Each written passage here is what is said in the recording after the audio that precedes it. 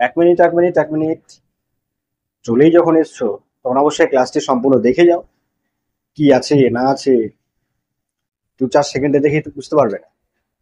ফালতু ভিডিও দেখে তো আমরা টাইম কাটিয়ে দিই, যে ভিডিওগুলো কোনো মানে হয় না, তাই না? তো যে ভিডিওগুলো কোনো মানে হয় না সেই ভিডিওগুলো দেখে দেখে আমরা টাইম নষ্ট করি। অথচ যেটা কাজের জিনিস সেটা কিন্তু আমরা দেখি না। তো কাজের জিনিস দেখো, প্রত্যেককে বলছি আমি, কাজের জিনিস দেখো।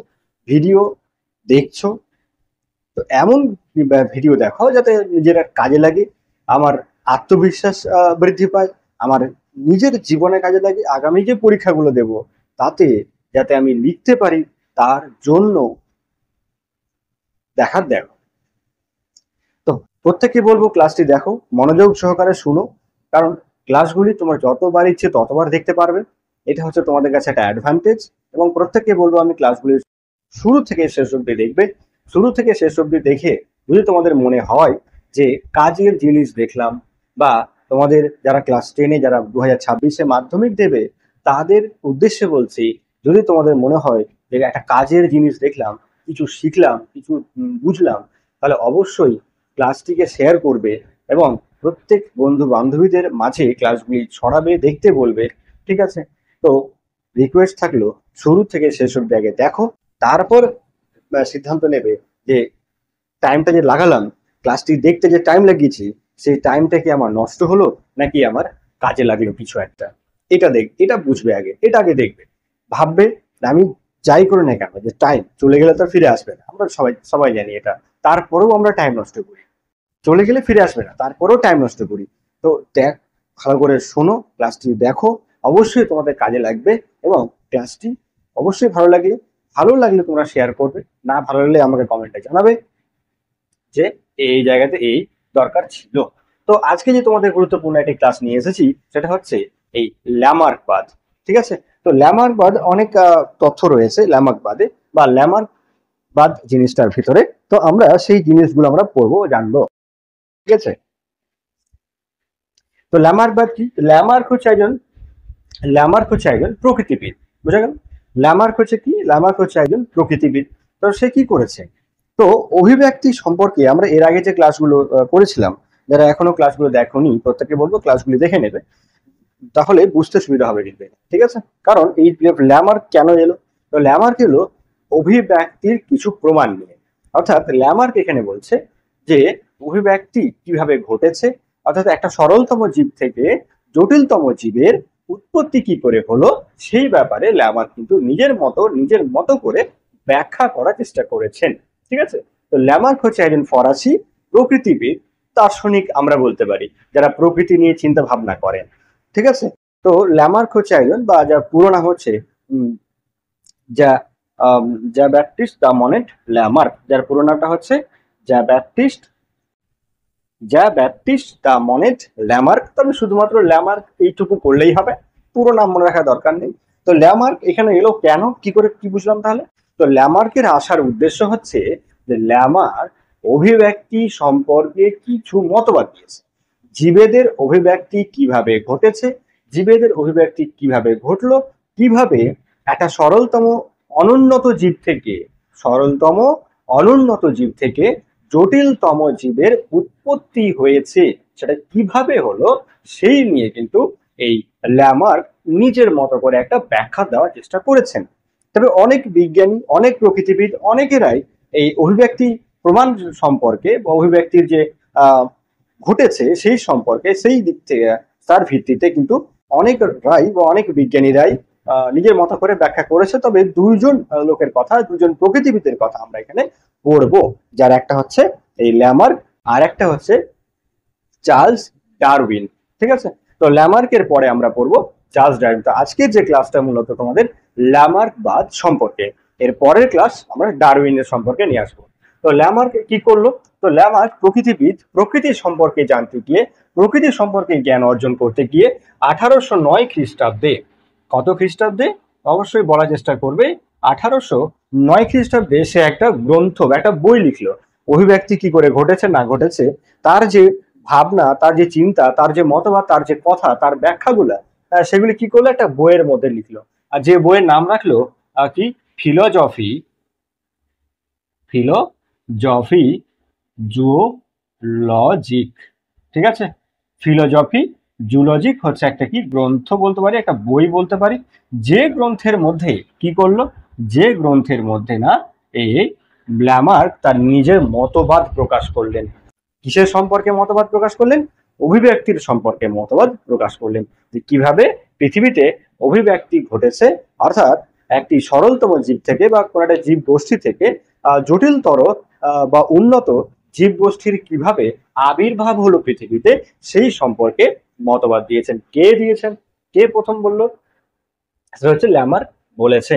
তো তার যে মতবাদ, তার যে কথা, সেটাকেই এক কথায় বলা হয় কি ল্যামার্কবাদ, আর কিছু না। তার যে কথা, তার যে মতবাদ, সেটাকে এক কথায় বলা হয় ল্যামার্কবাদ। বুঝা গেল কথা? তাহলে এই ফিলোজফি জুলজি কত খ্রিস্টাব্দে প্রকাশ পায়? তো প্রকাশ পায় 1809 খ্রিস্টাব্দে। এবং 1809 খ্রিস্টাব্দে যে বইটা প্রকাশ পেয়েছিল, সেই বইয়ের নাম রেখেছিল কি ফিলোজফি জুলজি। কার লেখা? ব্যাপটিস্ট মনেট ল্যামার্কের লেখা আছে। ব্যাপটিস্ট দ্য মনেট ল্যামার্ক বা ল্যামার্কের লেখা এই মতবাদগুলিকে এক কথায় কি বলা হয়? এক কথায় বলা হয় ল্যামার্কবাদ। একটা গ্রন্থ, বিশাল বড় একটা গ্রন্থ, একটা বই, মোটা বই ধরে নাও। তো সেই মোটা বইয়ের থেকে যে মূল্যবান কিছু তথ্য, মূল্যবান কিছু কথা, সেটাই কিন্তু আমাদের এখানে আলোচ্য বিষয়। ঠিক আছে, পুরো বইটা আমরা আমাদের কাছে নেই, আমাদের পুরো বই পড়তেও হবে না। আমাদের যে বিষয়, আলোচ্য বিষয় বা পাঠ্যপুস্তক বা যে বই রয়েছে আমাদের, সে বইয়ে আমাদের মাত্র 4টে বিষয় সম্পর্কে আমাদের জানতে হবে। এই ল্যামার্কবাদের কি, ল্যামার্কবাদ বা কিভাবে অভিব্যক্তি ঘটেছে, তার 4টে বিষয় আমাদের জানতে হবে। কি কি সেই 4টে বিষয়? তো প্রথম যে বিষয় সেটা হচ্ছে, অর্থাৎ প্রথম যে মতবাদ ল্যামার্কের প্রথম যে মতবাদ, সেটাকে বলা হচ্ছে কি? সেটাকে বলা হচ্ছে পরিবেশের প্রভাব। সেটাকে বলা হয় পরিবেশের প্রভাব। এই পরিবেশের প্রভাব দেখো, পয়েন্টেই কিন্তু দেখো, ভালো করে শুনলে তোমাদের কিন্তু মুখস্থ করা দরকার পড়বে না। ঠিক আছে, আমি পয়েন্টটার ব্যাখ্যা করব। পয়েন্টে কি লেখা আছে সেটা ব্যাখ্যা পরে করব।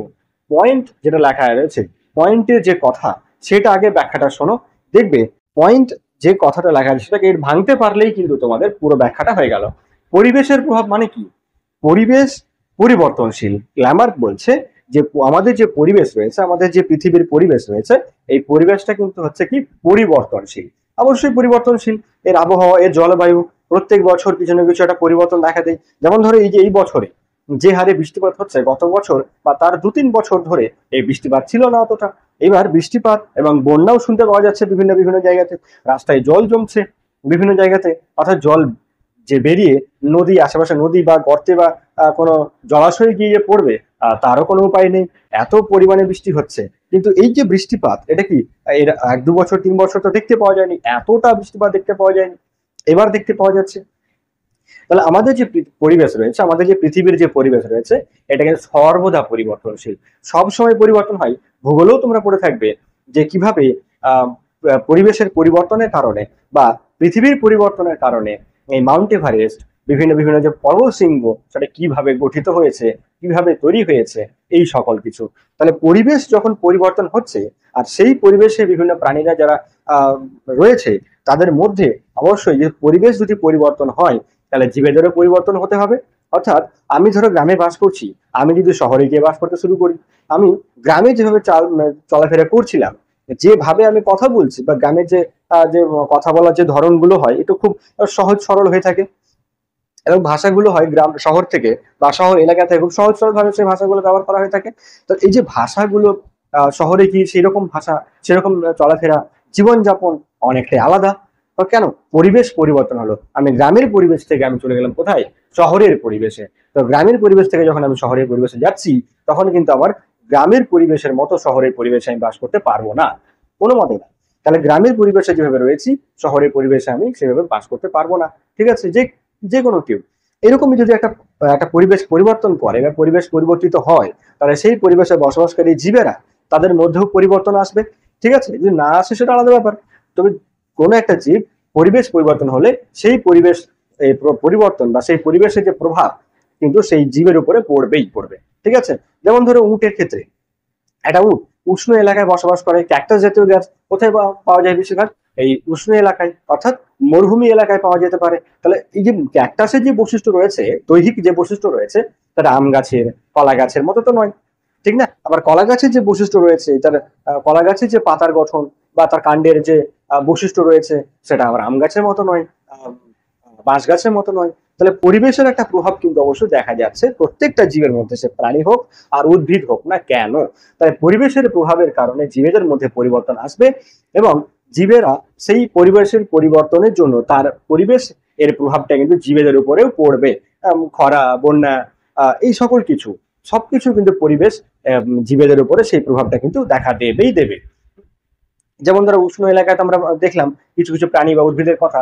যদি আমরা বলি শীত প্রধান এলাকায় বসবাসকারী, যেমন আন্টার্কটিকার ক্ষেত্রে যদি পেঙ্গুইনের নাম বলা হয়, কিংবা মেরু ভাল্লুকের কথা বলা হয়, তো তাদের যে বৈশিষ্ট্য রয়েছে, জঙ্গলে বাস করা যে ভাল্লুক, ঠিক আছে, তার বৈশিষ্ট্য আবার আলাদা। মেরু ভাল্লুক আর কথা জঙ্গলের ভাল্লুক, তাহলে দুজনেই তো ভাল্লুক, একই গোষ্ঠীর, কিন্তু একই প্রজাতির। কিন্তু যদি আমরা বৈশিষ্ট্য একটু পর্যবেক্ষণ করতে যাই, তাহলে মেরু ভাল্লুকের মেরু ভাল্লুকের যে বৈশিষ্ট্য, গায়ের লোমগুলো বেশ মোটা মোটা হয়, চামড়ায় বেশি বেশি করে ফ্যাট থাকে। কিন্তু জঙ্গলে বসবাসকারী যে ভালুক রয়েছে, তার লোমগুলো মেরু ভালুকের মতো মোটা হয় না, চর্বি যুক্ত হয় না, চর্বি জমা থাকে না। বোঝা গেল কথা? পেঙ্গুইনদের ঠিক সেরকম ব্যাপার, সেরকম কথা কিছু রয়েছে। তো এই হচ্ছে পরিবেশের প্রভাবের ব্যাখ্যা। তাহলে পরিবেশের প্রভাবের ব্যাখ্যা আমার হয়তো মনে হলো যে অনেক কিছু করলাম, কিন্তু লেখার সময় আমরা শুধু এই মূল কথাটুকু লিখলেই হবে যে পরিবেশ যেমনটা হবে সেই হিসেবে প্রাণীদের প্রভাব দেখা দেবেই দেবে। যে খরা হোক, বন্যা হোক, অনুকূল পরিবেশ হোক, প্রতিকূল পরিবেশ হোক। অনুকূল মানে যেটা বাসযোগ্য, প্রতিকূল মানে যেটা বাসযোগ্য নয়, একটু কষ্টকর, বাস করতে গিয়ে একটু কষ্টকর। তো সেই জায়গাতে এই যে প্রাণীগুলো থাকবে, বসবাস করবে, তাদের ওপরে পরিবেশের প্রভাব দেখতে পাওয়া যাবে। আর যারা পরিবেশের এই প্রভাবগুলো সহ্য করে বা মানিয়ে নিতে পারলো বা পারে, তারাই পৃথিবীতে টিকে থাকবে। আর যারা পারবে না, তারা কালক্রমে বিলুপ্ত হবে। তো সেটা এই ব্যাখ্যার মধ্যে লিখতে হচ্ছে না। এরপরে 2 নম্বর যেটা আমাদের আলোচনার বিষয়, সেটা হচ্ছে জীবেদের অঙ্গের ব্যবহার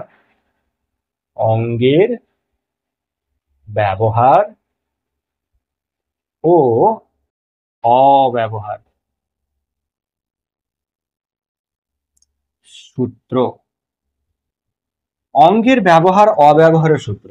অঙ্গের ব্যবহার অব্যবহার কি? অঙ্গের ব্যবহার অব্যবহার কাকে বলছে? তাহলে অঙ্গের ব্যবহার অব্যবহার বলতে কি বোঝাচ্ছে? দেখো, ল্যামার এখানে বলছে যে পরিবেশে যে সকল জীবেরা রয়েছে, তারা এখন যেমনটা দেখতে পাওয়া যাচ্ছে, প্রাচীনকালে বা সেই জীবের যে পূর্বপুরুষরা ছিল, অর্থাৎ যদি আমরা 500, 1 কোটি, 2 কোটি, 5 কোটি বছর আগে যদি আমরা দেখতে যাই, সেই প্রাণীর প্রজাতি কিন্তু এখনকার মতো ছিল না। কে বলছে কথাটা? ল্যামার্ক বলছে। তো ল্যামার্ক কি বলছে? ল্যামার্ক বলছে যে এখন যে সকল প্রাণী যে বৈশিষ্ট্যের, যে আকার আকৃতি দেখতে পাওয়া যাচ্ছে, এটা কিন্তু তাদের উদ্বংশীয় জীবের মধ্যে এইরকম বৈশিষ্ট্য ছিল না বা থাকে না। এরকম বৈশিষ্ট্য থাকে না। যেমন যেমন কি বলতে পারি আমরা? যেমন একটা উদাহরণস্বরূপ বলতে পারি জিরাফ। কি বলতে পারি? উদাহরণস্বরূপ আমরা একটা বলতে পারি জিরাফের ক্ষেত্রে। তো জিরাফ কি জিনিস? একটা প্রাণী, জঙ্গলে বাস করে, বেশ লম্বা হয়।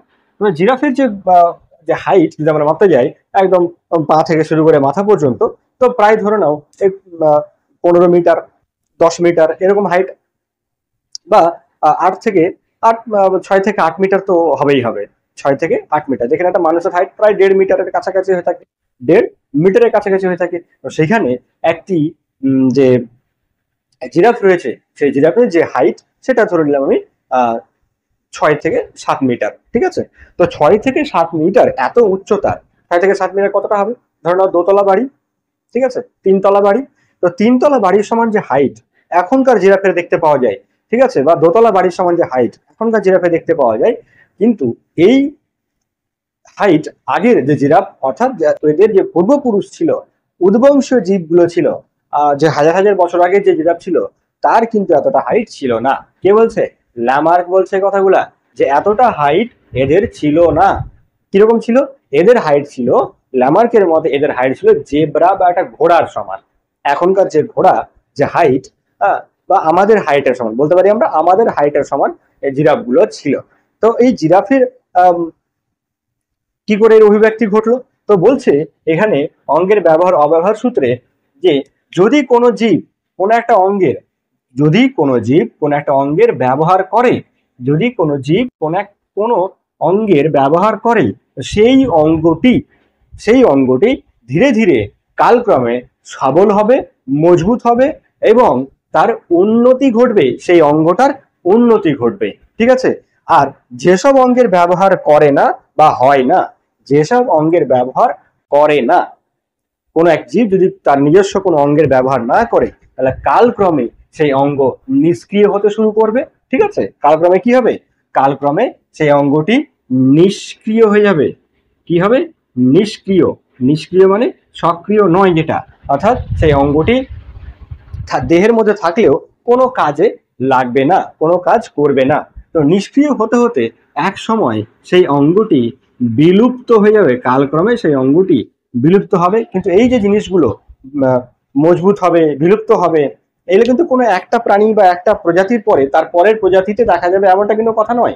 এটা আমরা অনেক সময় ভুল করে দিই যে কোন একটি প্রাণী তার মজবুত কোন একটা অঙ্গের ব্যবহার বেশি করলো, সেই অঙ্গের ব্যবহার বেশি করার ফলে সেই প্রাণীতেই সেই জীবের বা ওই জীবের যে অঙ্গ সেটা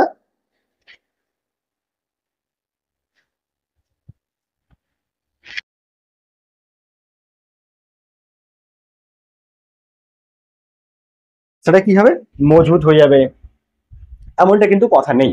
মজবুত হবে কালক্রমে, একটা পর আরেকটা প্রজন্ম, তারপর আবার প্রজন্ম, তারপর আবার প্রজন্ম, তারপর আবার প্রজন্ম, এরকম প্রত্যেক প্রজন্মে অল্প অল্প করে এই পরিবর্তন আসবে। ঠিক আছে। প্রত্যেক প্রজন্মে, ভালো করে শুনে নাও কথাগুলা, ভালো করে মাথায় ঢুকে নাও, প্রত্যেক প্রজন্মে অল্প অল্প করে এই পরিবর্তনগুলো আসতে থাকে। ঠিক আছে। ধরে নাও 10 প্রজন্ম পর বা 100 বছর পর, 200 বছর পর এই পরিবর্তন অল্প অল্প করে বাড়তে শুরু করে। এবার তাহলে আমরা এই সূত্রের মধ্যে আমরা কি দেখলাম, কি বুঝতে পারলাম? তো এই সূত্রের মধ্যে আমরা বুঝতে পারলাম যদি কোনো একটা প্রাণী তার কোনো একটা নির্দিষ্ট অঙ্গের ব্যবহার করে, তো সেই অঙ্গের অঙ্গ সুগঠিত হবে, মজবুত হবে, সবল হবে। এবং যদি কোনো অঙ্গের ব্যবহার না করে, যদি কোনো অঙ্গের ব্যবহার না করে, তাহলে সেই অঙ্গটি কালক্রমে বিলুপ্ত হবে, কালক্রমে হারিয়ে যাবে, নিশ্চিহ্ন হবে। ঠিক আছে। কালক্রমে, পরের প্রজন্মে বলছে না, কালক্রমে ধীরে ধীরে পর পর পর পর পর পর যে জীবগুলো আসবে, জন্ম নেবে, সেই দিকে বা সেই জীবটার ক্ষেত্রে ধীরে ধীরে সেই অঙ্গটা বিলুপ্তের পথে চলে যাবে। যেমন উদাহরণস্বরূপ আমরা বলতে পারি জিরাফের যে উদাহরণটা দিচ্ছিলাম একটু আগে। তো জিরাফ কি করে? তো জিরাফের যে হাইট আমরা বললাম কার মতো? জিরাফের যে হাইট ছিল, উচ্চতা ছিল, সেটা হচ্ছে ঘোড়ার মতো। জিরাফের এখনকার যে ঘোড়া বা যে জেব্রা হয় তার মতো এর উচ্চতা ছিল, তবে সেই উচ্চতা কিন্তু এখন আর নেই। কেন নেই? কি হলো? তো এই যে জিরাফ ছিল, ঠিক আছে, এই উদাহরণগুলো কিন্তু ল্যামার্কের সপক্ষে উদাহরণ দেয়। ঠিক আছে। তাই ল্যামার্কের সপক্ষে উদাহরণ এটাও কিন্তু একটা প্রশ্নের মধ্যে চলে আসে। তাহলে যেমন এই সূত্রটার এই যে পয়েন্ট, এই দ্বিতীয় নম্বর যে ব্যাখ্যা মতবাদ, তার যদি আমরা প্রমাণ দেখতে চাই, তাহলে আমরা ঘোড়া দেখবো, এই জিরাফের দেখবো। তো জিরাফের যে হাইট ছিল সেটা কেমন ছিল? এই ছোট ছোট জিরাফ, ধরুন এটা একটা জিরাফ আছে, তার হাইট আছে। এখনকার যে জিরাফ রয়েছে তার হাইট হচ্ছে অনেকটাই লম্বা। ঠিক আছে। কি হয়েছে? তার হাইট হচ্ছে অনেকটাই লম্বা। আগের জিরাফগুলো লম্বা ছিল না। কেন ছিল না? কারণ এরা সবসময় গাছের ডাল পাতা খাওয়ার চেষ্টা করতো। সবসময় কি করতো? এরা মুখ উঁচু করে, কারণ যে জায়গায় বাস করতো সেখানে ঘাস এর পরিমাণ কিন্তু খুব কম ছিল। সেখানে মাটিতে যে ঘাসের পরিমাণ সেটা কম থাকায় তারা উঁচু ডাল পাতা খাওয়ার চেষ্টা করতো সব সময়। এই উঁচু ডাল পাতা খাওয়ার জন্য তারা সবসময় মুখকে নিচু করে কি করতো? সবসময় মুখকে নিচু করে খাওয়ার চেষ্টা করতো। তো সবসময় উঁচু ডাল পাতা ঝুলে আছে, আর সেখানে আমি যদি মুখ বাড়িয়ে খেতে যাই, তাহলে আমার কি গলাটা সবসময় লম্বা হয়ে থাকছে, গলার ব্যবহারটা বেশি হচ্ছে। তো এই লামার্ক বলছে যে এরকম করে তার উঁচু ডাল পাতা খাওয়ার জন্য, সবসময় গলার ব্যবহারটা বেশি করতো। এরকম গলার ব্যবহার বা উঁচু পাতা খাওয়ার জন্য গলার ব্যবহার বেশি করায় কালক্রমে গলার ব্যবহার, গ্রীবা দেশের ব্যবহারটা বেশি হয়েছে। তো গ্রীবা বা গলার ব্যবহারটা বেশি হওয়াতে গলা লম্বা হয়ে গেছে। কে বলছে? ল্যামার্ক বলছে। এই গলার ব্যবহার এরকম বেশি বেশি করার কারণে কালক্রমে ধীরে ধীরে জিরাফের যে গলা বা গ্রীবা সেটা ধীরে ধীরে লম্বা হয়ে গেছে, দীর্ঘ হয়ে গেছে। যেমন তার সঙ্গে সঙ্গে যে সামনের পা ছিল, অগ্রপথ, সেটাও লম্বা হয়ে গেছে। এখনকার যে জিরাফগুলো, সেই জিরাফের কিন্তু এরকম বৈশিষ্ট্য দেখতে পাওয়া যাচ্ছে। তাহলে জিরাফের একটা উদাহরণ গেল। এবার যদি বলা হয় এটা হলো অঙ্গের ব্যবহারের ক্ষেত্রে। যদি আমরা বলি অঙ্গের অব্যবহারের সূত্র, যদি আমরা বলি অঙ্গের অব্যবহারের সূত্র, তাহলে অব্যবহারের সূত্র যেখানে আমরা উদাহরণস্বরূপ দেখতে পাবো সাপের। তো সাপের হচ্ছে একটা উদাহরণ আমরা পাবো, সেটা কি বলছে যে ল্যামার্ক বলছে সাপের যে উদ্বংশীয় জীবগুলো ছিল না, সাপের যে পূর্বপুরুষগুলো ছিল, আগের যে জীবগুলো ছিল, তারা বা তাদের সক্রিয় পা দেখতে পাওয়া যেত। কি দেখতে পাওয়া যেত? সক্রিয় পা ছিল তাদের, সক্রিয় পা ছিল তাদের। কিন্তু সেই পা এখন নেই। কেন নেই? কোথায় গেল? তো তাদের পা থাকা সত্ত্বেও বা পা থাকলেও তারা সবসময় কি করতো? মাটির তলায় তারা কি করতো? এই যে মাটির কি করতো? তলায় বিল করে তারা, এইরকম বিল করে তারা বসবাস করত। এরকম বিল করে কোথাও না কোথাও এই মাটির তলায় এরা বসবাস করত। তো মাটির তলায় যাওয়ার কারণে বা যাওয়ার জন্য এরা পায়ের ব্যবহার ছাড়াই কি করতো? পুরো দেহটা পায়ের ব্যবহার ছাড়াই বুকের ভরে বা পুরো দেহটায় তারা রিংড়ে বা যেটা আমরা বলে থাকি টেনে হিচড়ে চলা। তো এইরকম বিল বা ছোট ছোট যে গর্ত ছিল সেই গর্ততে বাস করার জন্য এদের পায়ের ব্যবহার করতো না। আর পায়ের ব্যবহার না করায় ধীরে ধীরে তাদের পা বিলুপ্ত হয়ে গেছে। কে বলছে কথা? কে বলছে? ল্যামার্ক বলছে এইভাবে সাপের পা কি হয়েছে? বিলুপ্ত হয়ে গেছে, হারিয়ে গেছে। বুঝা গেল? তাহলে সাপের পা ছিল, এখন নেই। কেন নেই? এই যে অঙ্গের ব্যবহার অব্যবহারের সূত্রতে আমরা এই কথাটা দেখতে পাই যে সাপের পা আগে ছিল, এখন কিন্তু সেই সাপের পা নেই। তাহলে সাপের পা কেন নেই বুঝতে পারা গেল। এরকম তাহলে আমরা দুটো উদাহরণ পেলাম, একটা হচ্ছে জিরাফ, একটা হচ্ছে সাপ। তাছাড়া আমরা আরেকটি উদাহরণ বলতে পারি।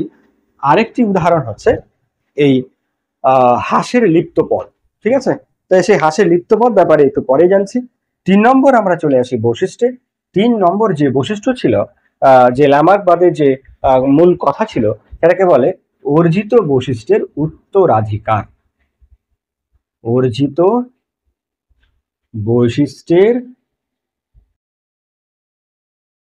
উত্তরাধিকার। দেখো, অর্জিত বৈশিষ্ট্যের উত্তরাধিকার বলতে কি বোঝাচ্ছে? আগে এই যে শব্দটার আগে মানে ভাঙো। ঠিক আছে, তাহলে পড়া সহজ হবে। আগে শব্দটা যেটা আছে পয়েন্টে, তার আগে মানে করো। অর্জিত মানে হচ্ছে অর্জন করা। অর্জিত মানে কি? অর্জন করা। অর্জন মানে কি? কোনো কিছু শেখা। অর্জন মানে হচ্ছে কোনো কিছু শেখা। আমি নতুন কিছু শিখলাম। ঠিক আছে, তোমরা যেমন এখন নতুন কিছু শিখছো, এটা হচ্ছে অর্জন করা।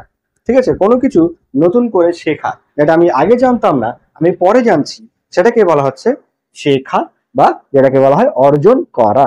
তাহলে তা নতুন করে যে অর্জন করা বা শেখা, সেটাকে বলা হচ্ছে অর্জিত। এবার বৈশিষ্ট্য, বৈশিষ্ট্য মানে কি? অর্জিত বৈশিষ্ট্য মানে হচ্ছে এই যে আগের উদাহরণগুলো দেখলাম না, জিরাফ, সাপ, এই যে উদাহরণগুলো দেখলাম, এই উদাহরণে আমরা কি পেলাম? যে জিরাফের গলা ধীরে ধীরে লম্বা হয়েছে, ধীরে ধীরে লম্বা হয়েছে। এমন নয় যে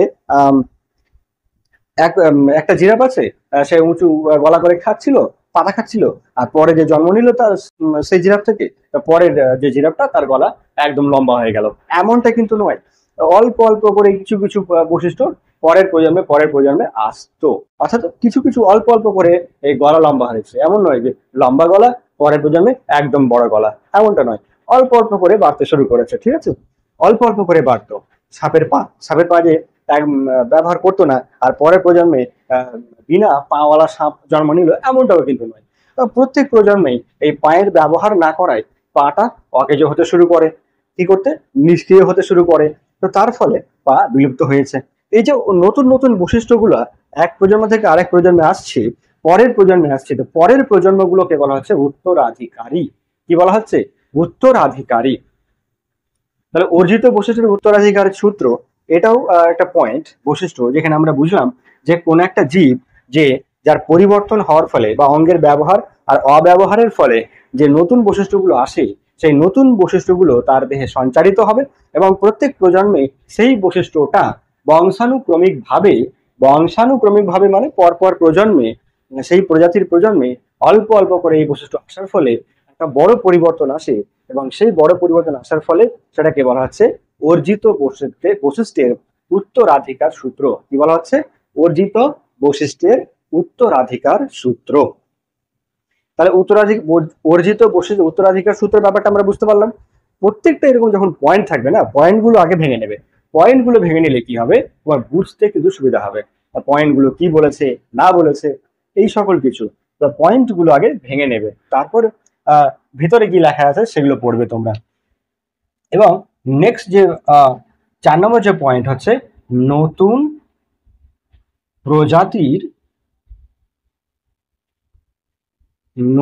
প্রজাতির হচ্ছে উৎপত্তি। দেখো নতুন প্রজাতির উৎপত্তি বলতে কি বোঝাচ্ছে, 4 নম্বর পয়েন্ট ল্যামার্কের মতবাদের 4 নম্বর পয়েন্ট হচ্ছে নতুন প্রজাতির উৎপত্তি। তো এই নতুন প্রজাতির উৎপত্তি যে পয়েন্ট সেটা কিন্তু আগের সবকটা পয়েন্টের সঙ্গে যুক্ত রয়েছে। যদি আগের পয়েন্টগুলো বুঝতে না পারা যায় তাহলে এই পয়েন্ট কিন্তু বুঝতে পারা যাবে না।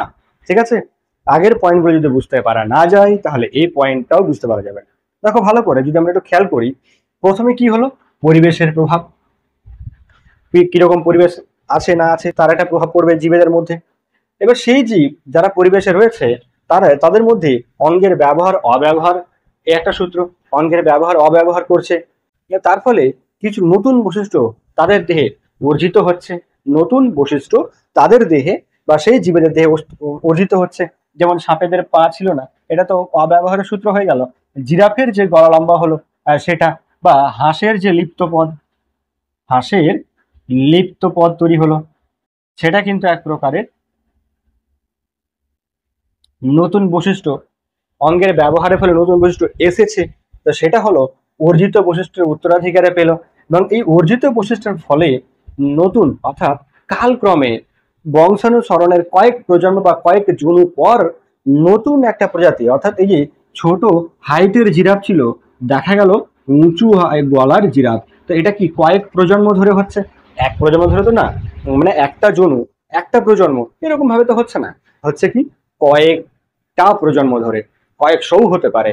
ঠিক আছে, তো কয়েকটা প্রজন্ম ধরে হচ্ছে এই পরিবর্তন। তো এইভাবে নতুন প্রজাতির এক ছোট জিরাফ থেকে বড় জিরাফের উৎপত্তি হলো, বা সাপওয়ালা পা থেকে পাওয়ালা সাপ থেকে, ঠিক আছে, পা বিহীন সাপের উৎপত্তি হলো। হাঁসের শুধুমাত্র পা এর আঙুল থেকে লিপ্ত পদ তৈরি হলো। এরকমই আরেকটি উদাহরণ রয়েছে 4 নম্বর, এটাকে আমরা বলতে পারি উট পাখির উদাহরণ। কি কার উদাহরণ? উট পাখির উদাহরণ। ঠিক আছে, তো এই উট পাখির ব্যাপারটা আমরা পড়ছি। তো নতুন প্রজাতির উৎপত্তি বিষয়টা বোঝা গেল। প্রত্যেকটা অঙ্গের ব্যবহার, অর্জিত বৈশিষ্ট্য, উত্তরাধিকার, এই সব কটা জিনিস থেকে যে নতুন নতুন বৈশিষ্ট্যগুলো এসে কয়েক প্রজন্ম পর যে জীবের আবির্ভাব হলো, সে আবির্ভাব নতুন জীবটার যে বৈশিষ্ট্য তার উদ্বংশী জীবের বৈশিষ্ট্যের সঙ্গে অনেকটাই অমিল দেখা গেল। তাহলে নতুন যে জীবটাই আসবে সেটাকে বলা হচ্ছে নতুন নতুন নতুন বৈশিষ্ট্যের ফলে নতুন জীব আসলো, সেটাকে বলা হচ্ছে নতুন প্রজাতির জীবের উৎপত্তি ঘটে যাওয়া। ঠিক আছে, তো এখান থেকে একটি উদাহরণ এবার আমরা পড়বো, যেটা যে ল্যামার্কের মতবাদের সপক্ষে যুক্তি বা প্রমাণ। কি? ল্যামার্কের মতবাদের সপক্ষে প্রমাণ। তো ল্যামার্কের মতবাদের সপক্ষে প্রমাণ অনেকগুলো রয়েছে, যার দুটো আমরা পড়ে নিয়েছি, একটা হলো জিরাফ ব্যাপারে, একটা সাপ ব্যাপারে। এবার যেটা আমরা পড়বো সেটা হলো হাঁস ব্যাপারে। ঠিক আছে, তো হাঁসের যে জলচর একটা প্রাণী, হাঁস একটা প্রাণী, ঠিক আছে, যে জলচর অর্থাৎ জলে এরা ঘুরে বেড়ায় বেশি, অর্থাৎ জলের মধ্যে এরা সাঁতার কেটে বেড়ায়, পায়ের সাহায্যে সাঁতার কাটে। তো পায়ের সাহায্যে যখন প্রথম যে হাঁসগুলো ছিল পৃথিবীতে, ল্যামার্ক বলছে যে পৃথিবীতে যে প্রথম হাঁসগুলো ছিল, সেই প্রথম হাঁসগুলির যে পা, এর মধ্যে যে আঙুলের চামড়া, প্রথম হাঁসগুলির যে আঙুলের যে চামড়া ছিল, আঙুলের মাঝখানে পায়ের যে আঙুল, তো পায়ের আঙুলের এই মাঝখানটা কিন্তু কোনো রকমের এই চামড়া ছিল না, এরকম গ্যাপ গ্যাপ হয়েছিল। ঠিক আছে, তো এই গ্যাপ গ্যাপ হওয়ার সত্ত্বেও তারা সবসময় কি করতো, জলে সাঁতার কাটতো। এরা জলে সাঁতার কাটতো। তো জলে সাঁতার কাটার কারণে এদের পায়ের যে আঙুল আছে তার মাঝখানে নতুন করে চামড়া সৃষ্টি হলো, এই জায়গাটাতে এরকম চামড়া তৈরি হবে, যাতে তারা জলে সাঁতার কেটে এগোতে পারে। জলে কি করে, সাঁতার কেটে পুরো দেহটা ভেসে থাকে জলের উপরে, পা ডুবে থাকে, আর পারা কি করে, নৌকার দাঁড়ের মতো কাজ করে, জলকে ঠেলে ঠেলে সামনের দিকে এগোয়। এবার সেখানে যদি এরকম গ্যাপ থাকে তাহলে জল কম ঠেলতে পারছে, তো জলে কম ঠেলতে পারলেও তারা জলে সাঁতারই কেটে বেড়াতো সবসময় বা বেশিরভাগ সময়। তাই তাদের পায়ের আঙুলের মাঝখানে চামড়ার সৃষ্টি হয়েছে, ল্যামার্ক বলছে এটা। ঠিক আছে, তা এটা সত্য না মিথ্যা সেটা আমরা পরে দেখবো। তো এইভাবে তাদের পায়ের আঙুলের মাঝখানে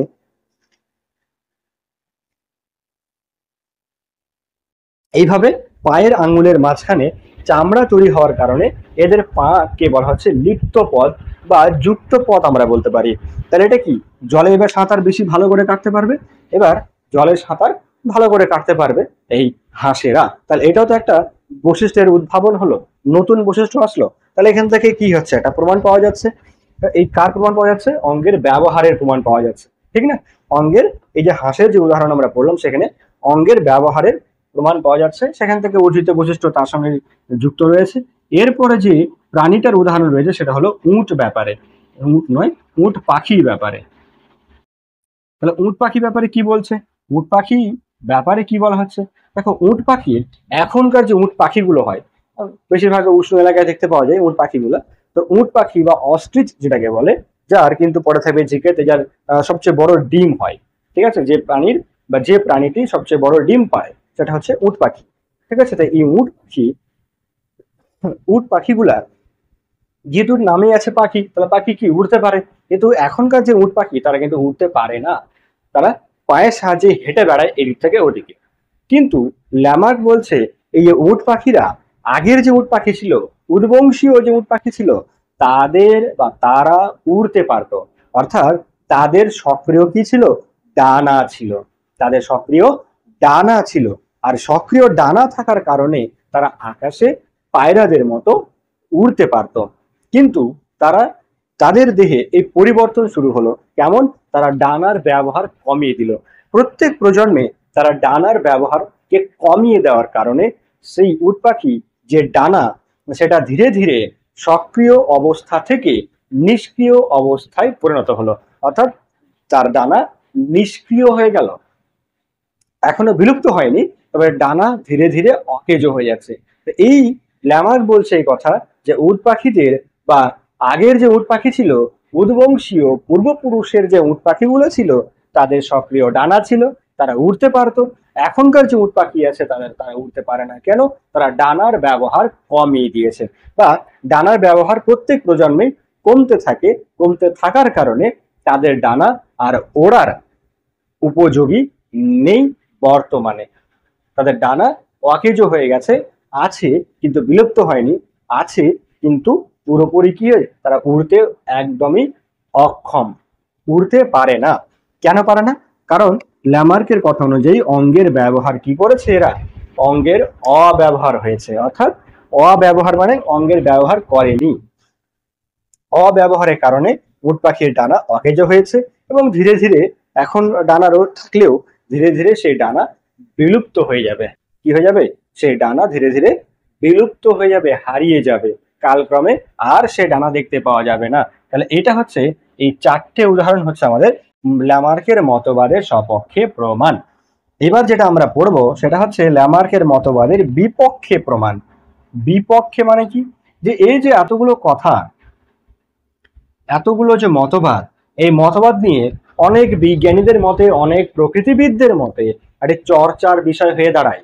অনেকে তার এই কথাগুলো, তার এই মতবাদগুলোকে, অনেক বিজ্ঞানীরা, অনেক প্রকৃতিবিদেরা মানতে নারাজ হলেন, অর্থাৎ মানতে চাইলেন না। যে অঙ্গের ব্যবহারের কথা মানতে চাইলেন না, অর্জিত বৈশিষ্ট্যের উত্তরাধিকারের সূত্র কথা মানতে চাইলেন না। তো কিছু কিছু বিজ্ঞানী তার এই মতবাদগুলোকে মানতে চাইলেন না, এবং কেউ কেউ বা কোনো কোনো বিজ্ঞানী তার মতবাদকে বা ভুল প্রমাণিত করার জন্য কিছু পরীক্ষাও করে। তো কে সেটা?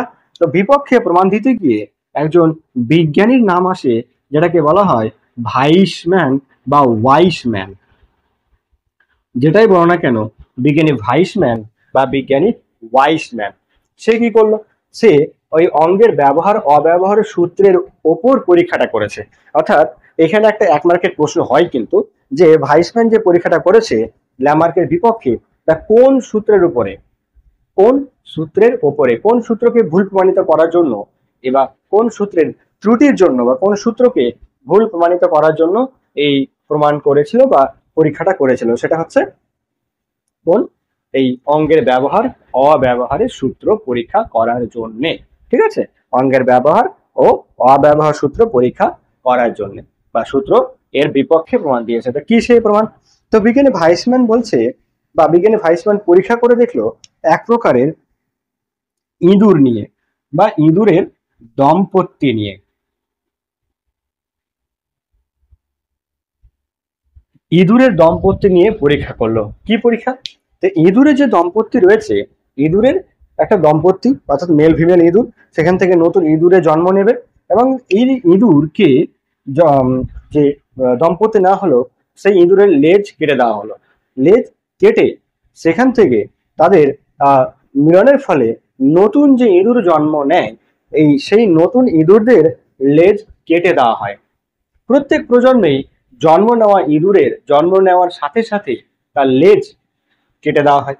এই লেজ কেটে দেওয়ায় কি হয়, তার লেজের ব্যবহার সারা জীবন ধরে লেজের ব্যবহার করতে পারলো না, লেজের ব্যবহার করতে পারলো না কে, ইঁদুরেরা। এরকম প্রায় বলছে 35 প্রজন্ম ধরে, প্রায় কি বলেছে, প্রায় এই ভাইসম্যান 35 প্রজন্ম ধরে এই পরীক্ষা চালিয়ে গেছে। তো 35 প্রজন্ম ধরে এই পরীক্ষা চালিয়ে যাওয়ার কারণে বা চালিয়ে যাওয়ার পরেও কিন্তু কোনো ইঁদুর লেজ ছাড়া জন্ম নেয়নি। তারা সারা জীবন তো লেজের ব্যবহার করতে পেলো না। আর এরকম তো অনেকগুলো ইঁদুর এর প্রজন্ম হলো, অনেকগুলো ইঁদুর তো কি হলো, লেজের ব্যবহার ছাড়াই জন্ম নিল, সারা জীবন লেজের ব্যবহার করতে পেলো না। লেজের ব্যবহার না করতে পারায় ল্যামার্কের মতে, লেজের ব্যবহার করতে না পারায় ল্যামার্কের মতে সেই অঙ্গটি কালক্রমে বিলুপ্ত হয়ে যাবে। কিন্তু দেখা যাচ্ছে লেজ বিহীন কোনো ইঁদুর জন্ম নেয়নি। কি নেয়নি? লেজবিহীন কোনো প্রজন্মেই লেজবিহীন ইঁদুরের দেখা পাওয়া যায়নি। প্রত্যেক প্রজন্মেই ইঁদুর জন্ম নিয়েছে এবং লেজ সহ জন্ম নিয়েছে, লেজ সহ জন্ম নিয়েছে। এরকম আরেকটি প্রমাণ হচ্ছে এই ড্রসোফিলা বলে একটা মাছি।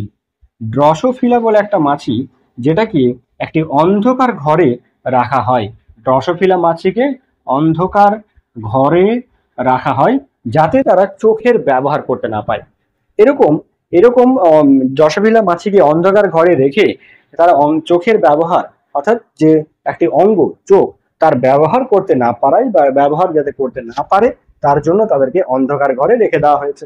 এই অন্ধকার ঘরে রেখে দেওয়ায় পরবর্তীতে কয়েক প্রজন্ম অবধি দেখা গেল বা পরীক্ষাটা চললো, কয়েক প্রজন্ম পর্যন্ত এই পরীক্ষাটা চলতে থাকলো এবং শেষমেশ কয়েক প্রজন্ম পর দেখা গেল যে কোনো মাছি অন্ধ জন্মায়নি এবং প্রত্যেক মাছির চোখ ছিল এবং সেই মাছি ভালোভাবে অন্ধকার ঘরে থাকার পরেও, তার পূর্বপুরুষেরা অন্ধকার ঘরে ছিল, তারপরেও সেই মাছি দেখতে পেত, ভালো মতো দেখতে পেত।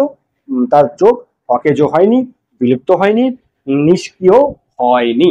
তো এখানে এই ল্যামার্কের যে সূত্র, অঙ্গের ব্যবহার অব্যবহার সূত্র, এটা মোটামুটি ভাবে আমরা দেখতে পাচ্ছি ভুল প্রমাণিত হচ্ছে। কার দ্বারা ভুল প্রমাণিত হচ্ছে? ল্যামার্কের মতবাদটা ভাইসম্যান এর দ্বারা ভুল প্রমাণিত হচ্ছে। তাহলে এই কয়েকটা জিনিস থেকে আমাদের যে প্রশ্নগুলো আসে, এবার প্রশ্নগুলো শুনে নাও ভালো করে, প্রত্যেকে প্রশ্নগুলো শোনো। পড়বো তো আমরা সবাই, পড়ে নেব, মুখস্থ করে নেব, বুঝি না বুঝি। তো প্রশ্নের ধরন কেমন হবে? তো ল্যামার্কের মতবাদ পুরো একটা প্রশ্ন, পুরোপুরি প্রশ্ন অনেক কমই দেয়। ল্যামার্কের মতবাদ যা যা আছে লিখে ফেলো, কমই দেয়, কেটে কেটে প্রশ্ন দেয়। যেমন প্রথম, দ্বিতীয় আর তৃতীয় যে পয়েন্ট আছে, এই দুটো পয়েন্ট তুলে প্রশ্ন দেয়, ব্যাখ্যা করতে বলে। অঙ্গের ব্যবহার অব্যবহার সূত্রটি ব্যাখ্যা করো, অধীত বসিতের উত্তরাধিকার সূত্র ব্যাখ্যা করো।